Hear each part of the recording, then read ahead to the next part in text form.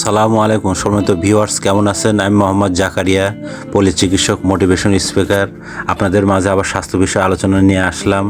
বিভিন্ন সময় বিভিন্ন দিন বিভিন্ন আলোচনা নিয়ে আসি।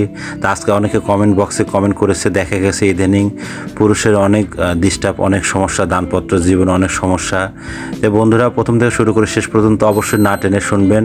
প্রথমে আপনারা একটি লাইক দিবেন, সাবস্ক্রাইব করবেন, নোটিফিকেশন অন করবেন, অন্যদের মাঝে স্বাস্থ্য বিষয়ে প্রথমে আপনারা পাবেন। তো বন্ধুরা, মনোযোগ সহকারে শুনুন। আসলে আমাদের যেটা শুনেছি যে পুরুষত্ব কী কী কারণে হারিয়ে যায়, আর আমরা পুরুষত্ব কী কী কারণে আমরা ঠিক রাখতে পারি না, তার মূলত কী কী কারণ। দেখেন, আমরা রোদে যাই, সানলাইট আমাদের বেশি, বা কায়িক পরিশ্রম করি, সেই ক্ষেত্রেও কিন্তু অনেকটা আপনাদের পুরুষদের যে হরমোনটা, সেটা হয়তো অনেকে জানেন বা অনেকে জানে, সেটা হচ্ছে টেস্টোস্টেরন। সেই হরমোনটার কারণের জন্য কিন্তু হরমোন কমে গেল, সেই ক্ষেত্রেও কিন্তু অনেকটা পুরুষত্ব হারিয়ে ফেলে, দানপত্র জীবনের সময়টা কম পায়। অনেক সময় দেখা যায় দানপত্র জীবনে অনেকটা সময় কষ্ট হয়। আরেকটা বিষয় হচ্ছে যে আমরা যদি এলোমেলো ওষুধ খাই, সেক্ষেত্রে কিন্তু কমে যায়।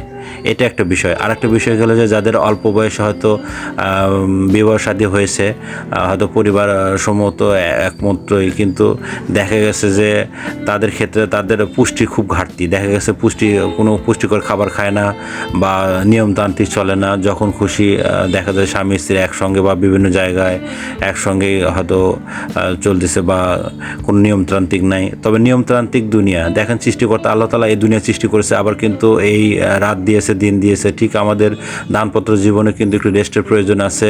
যত জিনিসপত্র দেখেন, সব কিছু কিন্তু রেস্ট প্রয়োজন আছে।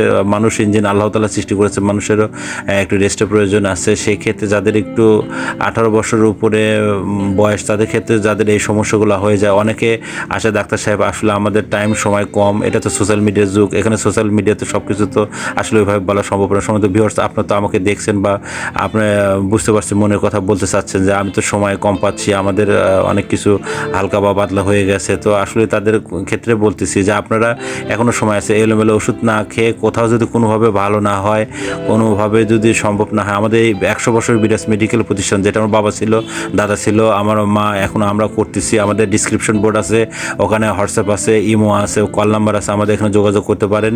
আর আরেকটা পরামর্শ, সেটা হচ্ছে যে আপনারা দেখা যাচ্ছে যে বিভিন্ন জায়গায় বিভিন্ন রকম ট্রিটমেন্ট নিচ্ছেন। এভাবে এলোমেলো ট্রিটমেন্ট না নিয়ে ডাক্তারের স্বাস্থ্য পরামর্শ অনুযায়ী চলুন। আর আমি এর আগেও আপনাদের অনেক ভিডিওতে বলেছি যে আপনারা বাসায় মধু, কালো জিরা রাখেন।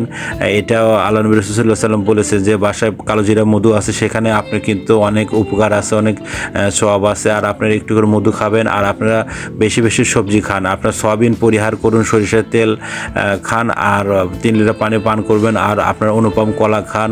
আর বিভিন্ন ধরনের এলোমেলো ওষুধ খাওয়া বাদ দিয়ে বিভিন্ন নিয়মতান্ত্রিক চলুন।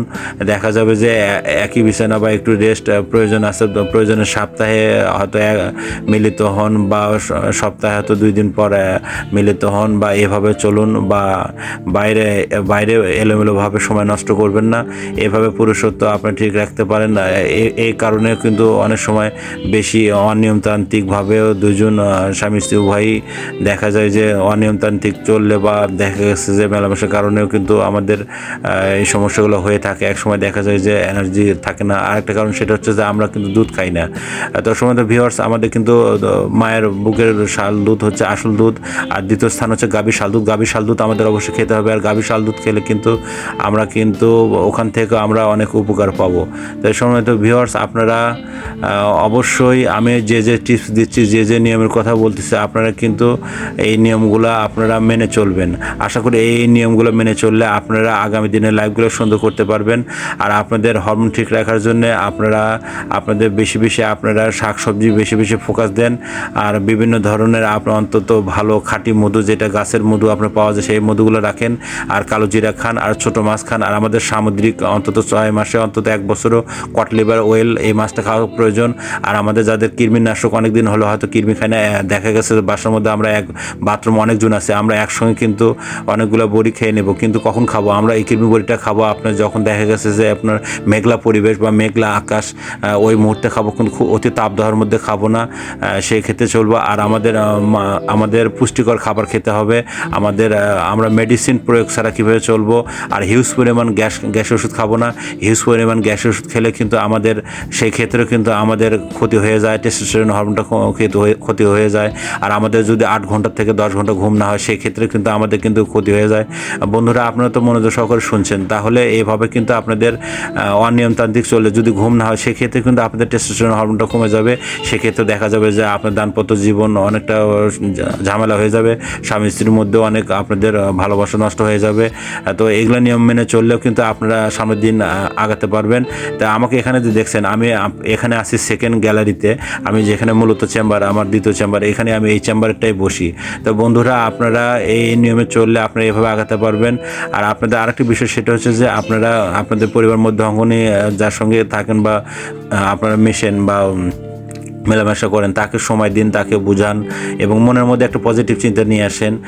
যে নেগেটিভ চিন্তা যদি নিয়ে আসেন যে না, আমি সময় বেশিক্ষণ পাবো না বা দাম্পত্য জীবন সুখী না, আমরা সময় পাই না বা টাইম এলোমেলো হয়ে যায়, তাদের ক্ষেত্রে বলতেছি যে আপনারা এই ধরনের চিন্তা নিয়ে আসবেন না। কারণ আপনার ব্রেনে এইচজিএইচ হরমোন থাকে, এই এইচজিএইচ হরমোন প্রোগ্রামটা আপনাকে ব্রেনে বলে দিবে যে, আপনার ব্রেন বলে দিবে যে আপনি বেশিক্ষণ স্থায়ী না বা আপনি সুখী না বা বিভিন্ন এই ধরনের সমস্যা আপনি কিন্তু যদি ব্রেনের মধ্যে আসে, তাহলে কিন্তু আপনার এখানে টেস্টোস্টেরন হরমোনটা কিন্তু লেভেল আপনার কমে যাবে, এই ক্ষেত্রে ব্রেনের লেভেল। তো বন্ধুরা, আমি বিভিন্ন সময় বিভিন্ন ভিডিও থাকে, এই ভিডিওগুলো আপনারা ফলো করবেন, ভিডিওগুলো ফলো করলে আগাতে পারবেন। আর আরেকটা জিনিস, সেটা হচ্ছে যে যারা রোদে যায় না বা আপনার দেখা গেছে কায়িক পরিশ্রম না, শুধু খায় আর রাত্রিতে ঘুমায়, তো আমি সবসময় বলে থাকি আপনারা 3টার সময় খান। সকাল আপনার 6টা থেকে 8টার মধ্যে খাবেন অবশ্যই, আর দুপুর 12টা থেকে 2টার মধ্যে খাবেন, আর রাত্রে সন্ধ্যা 6টা থেকে 8টার মধ্যে অবশ্যই খাবেন। আর রাত্রে খুব দ্রুত আর্লি ঘুমায় পড়বেন, আবার এদিকে পাখির ডাকে আগে উঠবেন।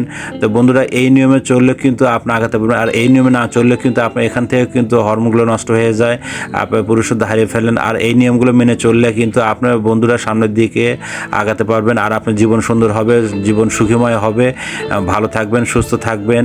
তো বন্ধুরা, আমি সবসময় আপনাদের অক্লান্ত পরিশ্রম করে 100 বছর বিরাজ মেডিকেল প্রতিষ্ঠান আপনাদের মাঝে বিভিন্ন সময় বিভিন্ন ভিডিও নিয়ে আসি। তো আমাদের ডিসক্রিপশন বোর্ড আছে, আমাদের কুরিয়ার সার্ভিস আছে, আমাদের হোয়াটসঅ্যাপ আছে, ইমো আছে, কল আছে, আমাদের সঙ্গে যোগাযোগ করবেন। কোনোভাবে যদি ভালো না হন, আমাদের এখানে সরাসরি চলে আসবেন, কুরিয়ার সার্ভিসও এখন সার্ভিস দেওয়া হয়, সরাসরি আমাদের এখানে আসবেন। তো সবাইকে থ্যাংক ইউ, ধন্যবাদ।